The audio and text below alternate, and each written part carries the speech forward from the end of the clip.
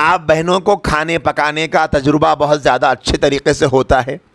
पता नहीं आजकल की नौजवान बच्चियां अगर सुन रही हो तो मैं उनसे बड़ी माजरत के साथ कहना चाहता हूं, क्योंकि आजकल ऑनलाइन डिलीवरी का तजुर्बा जितना हमारी नौजवान बच्चियों को हो गया उतना शायद पकाने का नहीं रहा, क्योंकि ज़्यादातर तो पकाने से ज़्यादा मंगा रहे हैं, पकाना कम हो रहा। फिर भी जो पकाना जानते हैं उनके वास्ते ये मिसाल समझने के लिए बता रहा हूँ। शौहर साहब ने ख्वाहिश जाहिर की कि बेगम एक ज़माना हो गया अच्छा कुछ नहीं खा के, आपके हाथों का नहीं खा के, आज थोड़ा अच्छा सा पका दो, बाहर का खाते खाते मैं थक गया। मैं समझता हूं कि अगर 100 आदमियों का सर्वे किया जाए तो 98 to 99 ऐसे रहेंगे जिनकी ज़बान में ये जुमला रहेगा कि बाहर का खा खा के थक गए भाई, घर का खाना दिल बोल रहा बोल के। लेकिन जितनी तकलीफ़ से हमारे भाई ये बोल रही, अल्लाह करे कि इसकी आधी तकलीफ़ से तो भी बहनों को समझ में आ जाना कि अरे बेचारा बाहर का कब तक खाएंगा भाई। रोज़ाना सुबह 10 बजे शौहर साहब उठ के ऑफिस को जा रहे, बेगम साहिबा अभी बिस्तर छोड़ने तैयार नहीं है।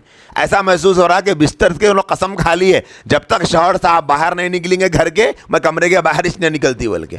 घर से बाहर निकलने के बाद में आधा घंटा पौन घंटे के बाद फ़ोन आता है, अरे क्या हुआ चले गए? हाँ चले गए कहीं को, अरे ज़र्रा उठाना था नहीं, मैं कुछ तो भी करके देती थी, क्या करते मेरी अम्मा अब तुम करने का राज का बोल के। सब खत्म हो गया, पूरा टाइम हो गया, बेचारे का ऑफिस को जाने का टाइम हो गया, ऐसा निकल गए। अच्छा जान दो, जाते जाते वो है ना अपना मल्लैया है ना, वो मल्लैया की दुकान से इडली खा लेके जाओ। उन्हें बोलता मालूम है आपके मशवरे की मेरे को ज़रूरत नहीं है, मेरे को चिन्ना की दुकान मालूम, मल्लैया की दुकान मालूम, राजू की दुकान मालूम, स्टार मालूम, सब मालूम, आपको जब बनाना ही नहीं है तो मशवरे की ज़रूरत क्या।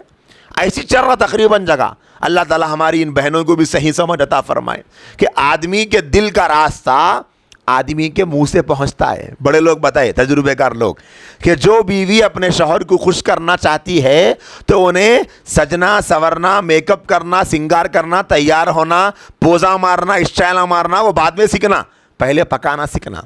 क्यों? औरत के हाथ में जितना जायका रहता, औरत के हाथ के पकवान में जितना टेस्ट रहता, आदमी के दिल में उतनी जल्दी जगह बन जाती। ये औरत की कामयाबी का रास्ता है आदमी के दिल में पहुंचने का। जब शौहर के दिल में औरत की अजमत बैठती, औरत की जरूरत महसूस करता, बाहर के 1 लाख रुपए का खाना भी खाया तो घर के दाल का मजा उसको नहीं आता। बोले नहीं साहब, वो हमारे बेगम के हाथ का अलग ही रहता भाई। वही सालन से तले हुआ गोश्त बाहर खाएगा, बोले अरे कहेगा बावर्ची जी हमारी बेगम इससे अच्छा पकाते। कैसा पकाते? अरे वही गोश्त है ना, गोश्त वही, मसाले वही, डब्बा वही, सब वही। फिर क्या बात है, अरे उनके हाथ में एक अलग ही जादू है भाई। क्यों? क्योंकि औरत को अल्लाह पाक ने ये मलका दिया कि औरत के हाथ में एक कमाल है। वो जब पकाती है तो पूरे जज्बात के साथ पकाती, उसके दिल में ये फिक्र रहती कि खाने वाले को खुश होना, खा के दुआ देना, एक फिक्र रहती। बावर्ची इस वास्ते पकाता, उसको तनख्वाह के वास्ते पका रहा उन्हें बेचारा। आज अच्छा नहीं पकाया तो सेठ साहब में तो गालियां देते, कल और अच्छा पकाना पड़ता उसको।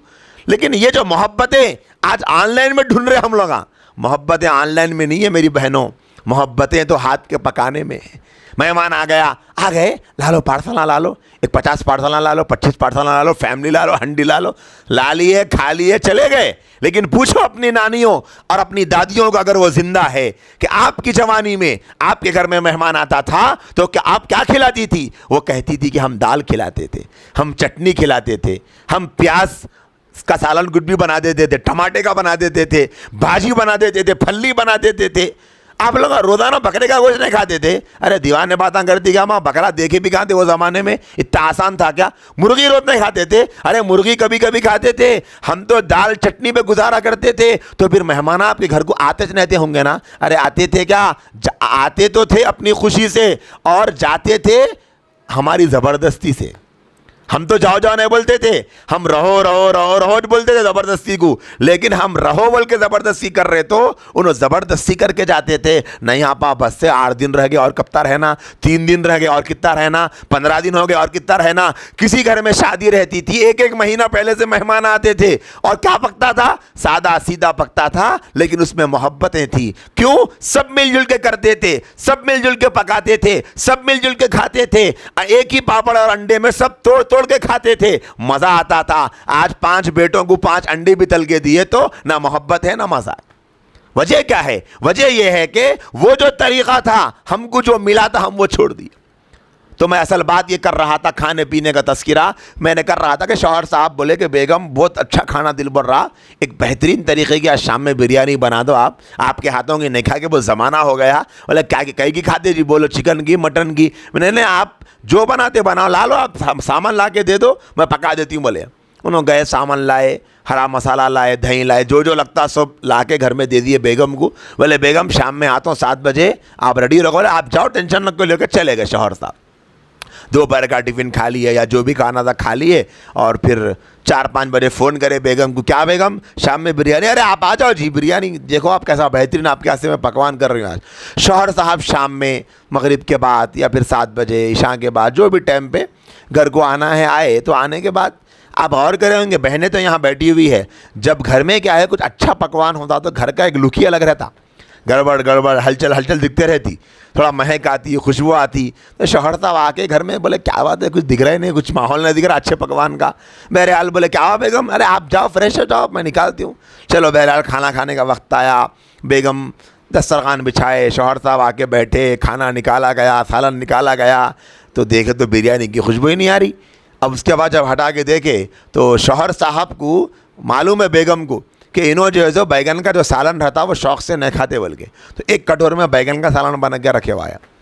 शौहर साहब सेम की पल्ली नहीं खाते, मिसाल दे रहा हूँ मैं खाली, पसंद नहीं रहा था बाज़ जनों को बाज़ चीज़ें खाना पसंद का मतलब कोई पकाए तो दोनों वाले बढ़ के खाते, ये पकाए तो दोनों वाले कम खाते, हर एक का अपना अपना शौक़ है।